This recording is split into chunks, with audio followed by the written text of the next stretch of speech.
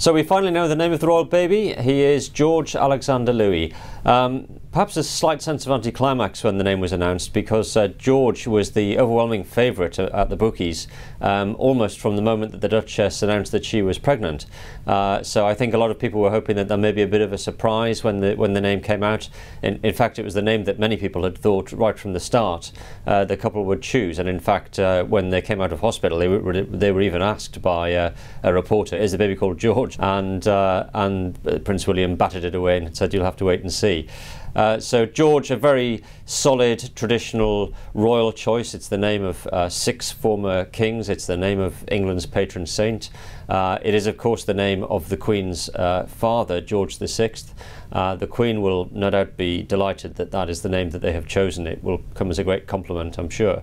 It's a name which is future-proof, really, because it's been there for so long. It's been the name of so many kings, and of course is the name of our patron saint, or the England's patron saint, I should say.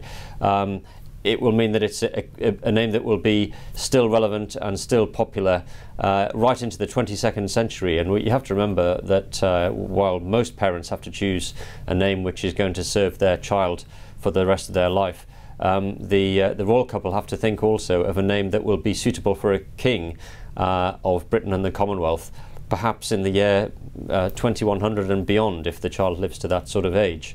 So a difficult choice, but a very solid one, as I say. The middle names, Alexander, we hear that may have been very much the Duchess's personal favourite, or one of her personal favourites.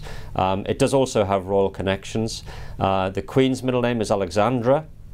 There was also, of course, a Princess Alexandra. And Louis, also very much a Mountbatten Windsor name.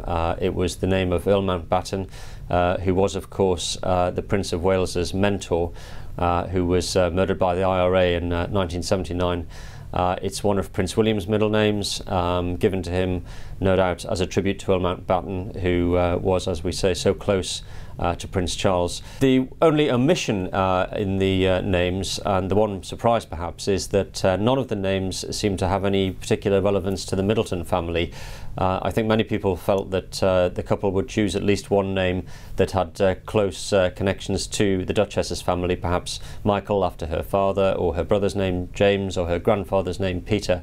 In the end, they didn't go for any of those names, and as far as we can tell, neither George nor Alexander nor Louis have any particular connection to the Duchess's family.